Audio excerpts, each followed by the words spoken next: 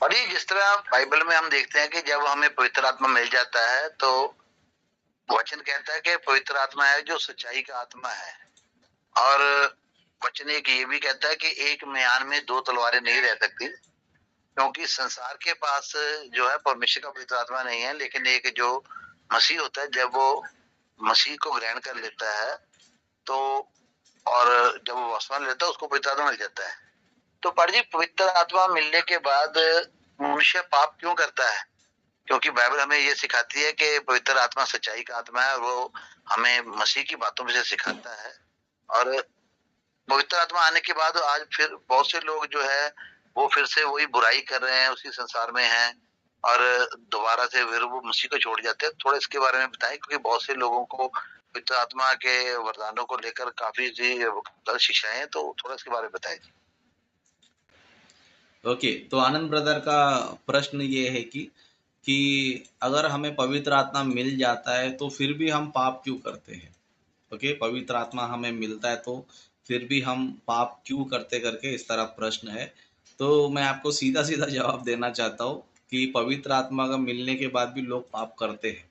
Okay, क्यों बोलेगा तो पवित्र आत्मा जो है आपको सहायता करने के लिए दिया है, मदद के लिए दिया है, आपको कंट्रोल करने के लिए नहीं दिया है। ओके, पवित्र आत्मा को क्यों दिया है? आपको हेल्प करने के लिए, है ना, हेल्प करने के लिए। जैसे कि छोटा सा मैं उदाहरण देता हूँ, है ना, स्कूल हम जाते हैं पढ़ाई करने के लिए, है ना, स्कूल हम जाते हैं पढ़ाई करने के लिए।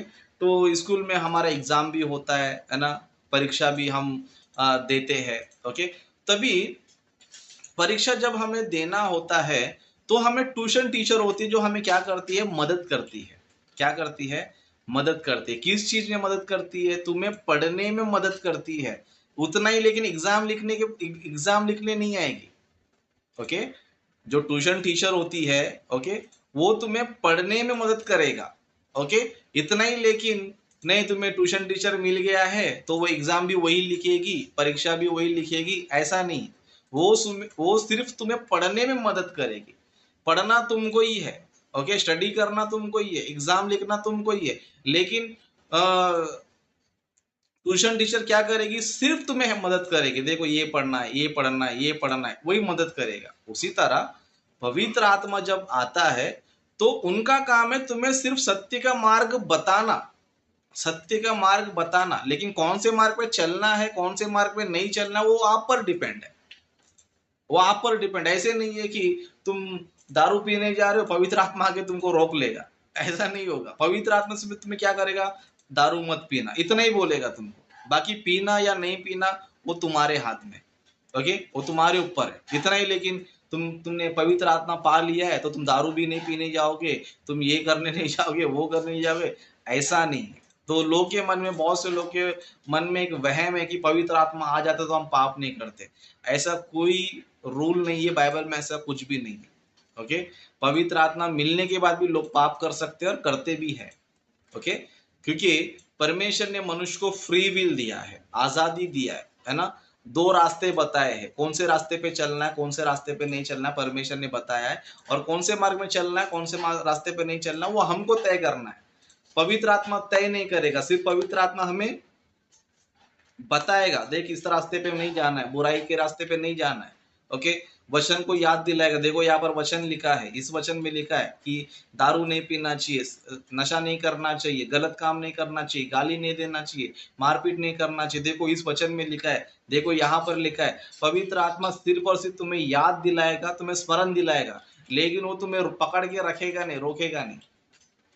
ओके, तो पवित्र आत्मा पाने के बाद भी लोग पाप करते हैं, क्योंकि वो उनका पर्सनल है, करना है वो करेंगे, नहीं करना है तो नहीं करेंगे। तो पवित्र आत्मा काम है सिर्फ बताना, बाकी रुकना, यानी कि पाप करने से रुकना या फिर पाप करना, वो हमारे ऊपर है। ओके, तो ये जो है ना चीज हमें समझना है। इसका मतलब ये बिल्कुल भी नहीं है कि पवित्र आत्मा हमारे अंदर आ गया तो ना हम झूठ बोलेंगे, ना हम पाप करेंगे, ना कुछ भी करेंगे। ये गलत कॉन्सेप्ट है, ये गलत चीजें है। ओके, तो आशा करता हूँ कि आनंद ब्रदर का सवाल का जवाब मिल गया है।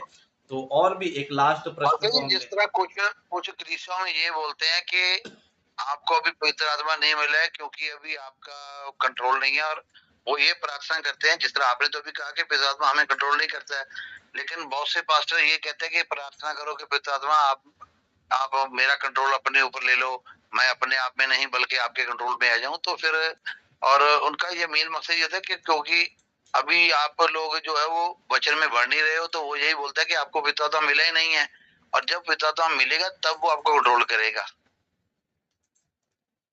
ओके, तो ऐसे जो लोग हैं इनको बाइबल का नॉलेज नहीं है। ऐसे जो लोग हैं इनको जो है ना बाइबल का नॉलेज नहीं है, और ये लोग उल्टा सीधा कुछ भी बोलते रहते हैं। ओके, ये लोग उल्टा सीधा बोलते हैं, इसका मैं बेस्ट एग्जांपल आपको दूंगा, बेस्ट एग्जांपल, है ना। जैसे कि नॉर्मली देखो, मसीह समाज में कई सारे ग्रुप्स है, अलग अलग डिनोमिनेशंस है, और हम सभी को पता है कि अगर 100 डिनोमिनेशंस है तो उसमें 99 डिनोमिनेशन गलत है, एक ही सच्चा है। ओके, जैसे कि उदाहरण देता हूँ, जैसे कि मान लो एक पेंटिकोस्ट वाला है, वो भी जब वचन बताता है तो शुरू शुरू में वो बोलता है कि प्रभु मेरी सहायता कर, बोलने वाला मैं नहीं, बोलने वाला तू ही है, तो तू ही मुझे लीड कर, तू ही मेरी अगुवाई कर, बोलने वाला मैं नहीं हूँ, बोलने वाला तू ही है। इस तरह एक पेंटिकोस्ट चर्च वाला क्या करता है, प्रचार करना शुरू कर देता है।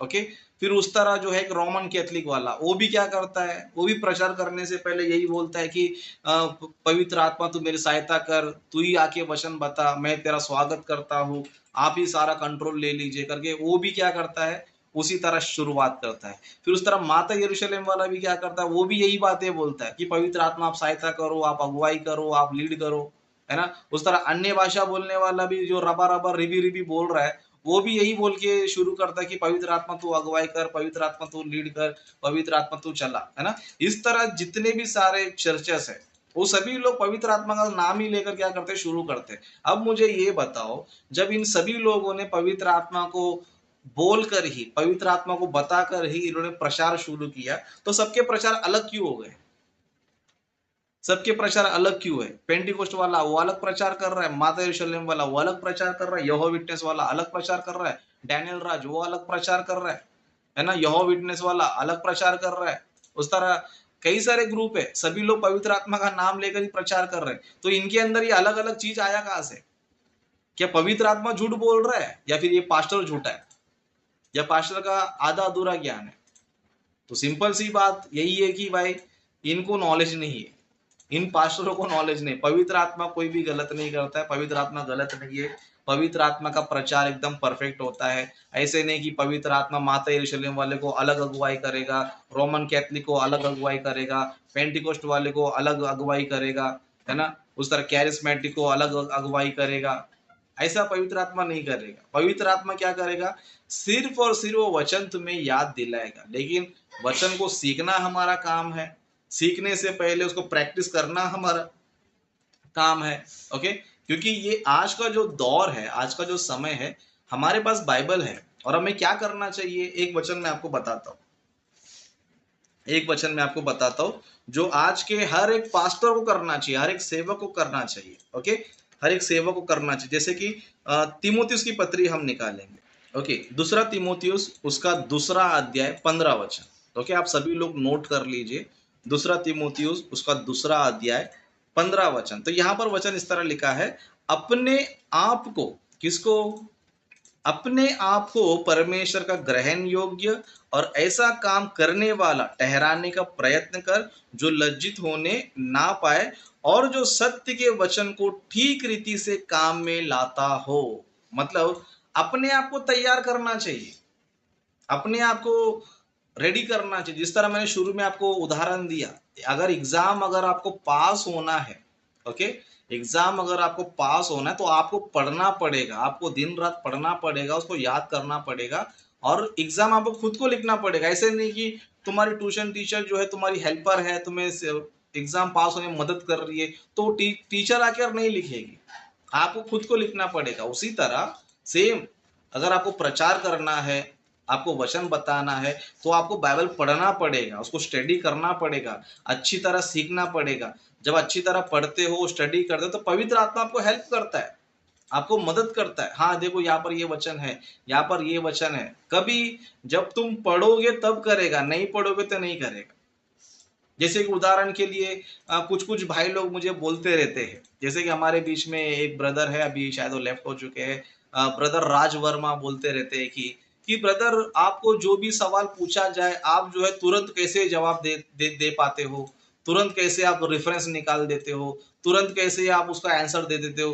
तो उसका मतलब ये है कि मैंने स्टडी किया है, मैंने पढ़ा है, मैंने उन सारे टॉपिक्स को स्टडी किया है, उन सारे टॉपिक्स को मैंने पढ़ा है, स्टडी करके आपके पास आ रहा हूँ। ऐसा थोड़ी ना कि पवित्र आत्मा आप मेरी सहायता करो, मदद करो, इनको जवाब देने के लिए आप ही आके बात करो, ऐसा नहीं है। पवित्र आत्मा खुद आकर बात नहीं करेगा। पवित्र आत्मा काम है सिर्फ मदद करना, हेल्प करना, बाकी प्रचार करना तुम्हारे ऊपर ही है। क्या प्रचार करना है, किस तरह प्रचार करना है, वो तुम्हारे ऊपर ही है। पवित्र आत्मा तुमको लीड करते रहेगा कि जब तुम वचन को स्टडी करोगे, अच्छी तरह पढ़ोगे, अच्छी तरह आप जो है ना परमेश्वर के वचनों को फॉलो करोगे, तो पवित्र आत्मा तब आपको लीड करते रहेगा, लेकिन खुद आकर बात नहीं करेगा। खुद आकर बात नहीं करेगा। क्यों?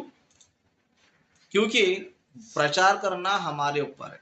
आज कई सारे पास्टर लोग यही बोलते हैं, पवित्र आत्मा आप ही आके बातें करो, आप ही आकर वचन बताओ। और पेंटिकोस्ट वाला अलग प्रचार कर रहा है, रोमन कैथलिक वाला अलग प्रचार कर रहा है, यहोवा विटनेस वाला अलग प्रचार कर रहा है, सेवेंथ डे वाला अलग प्रचार कर रहा है। इस तरह कई सारे ग्रुप आ गए।